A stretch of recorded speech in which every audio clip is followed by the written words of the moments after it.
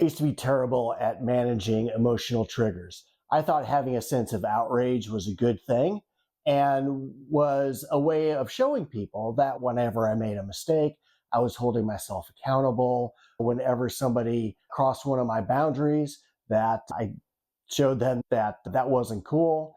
And I would make all sorts of decisions while I was angry.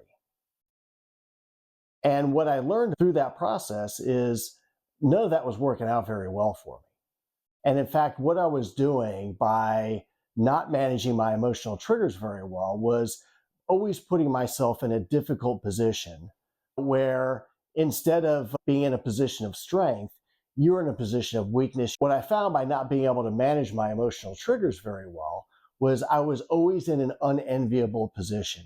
I was always trying to climb out of the hole rather than being in a position of strength where a multitude of options were available for me. So what I learned is you got to manage your emotional triggers. And there's actually a really good process for this. Now, of course, they don't teach you this growing up. I never learned it in high school, college, or anything, and nobody's ever given me any tools to do it. So I teamed up with the late Dr. Mark Goulston and created a very simple 3-step process for how you manage emotional triggers. Now, the first step is to simply label the emotion that you're feeling. I'm feeling fear about public speaking. I'm feeling anxiety about my transition from the military into civilian life. I'm feeling angry that this person just cut me off. And just by labeling that emotion, it lowers the temperature and it makes it something tangible, something you can deal with, rather than a tape playing in the back of your head. Now that you know what it is, what you want to do is step 2, which is create some space between the emotion that you're feeling and the action that you're going to want to take.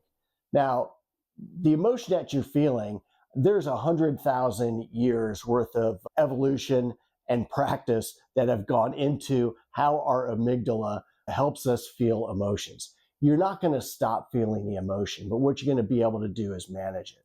So step 2 is create some space between the emotion that you're feeling and the action that you're going to take.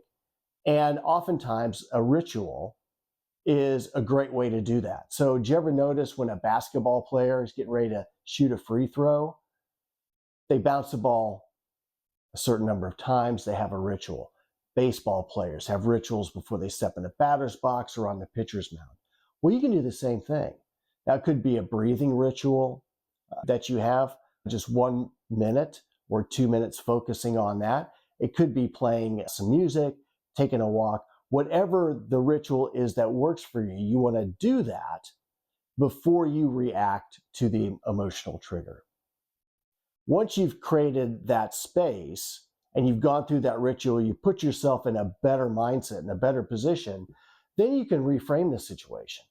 So that guy that pissed me off because he cut me off, well, maybe he's in a rush to the hospital. Maybe the person didn't see me. Maybe they just had a really bad day. And why should I let this person control my actions? Because that's exactly what they're doing if I respond to that emotional trigger. So just reframe it. Give the person some grace, drive on. I've got better things to worry about than that. So that's your basic 3-step process. If you'd like to learn more about that and join our 22-day Trigger Mastery Challenge, simply go to our website, saber6foundation.com, look at 22-day Trigger Mastery Challenge, and get the tools and resources to manage your emotional triggers.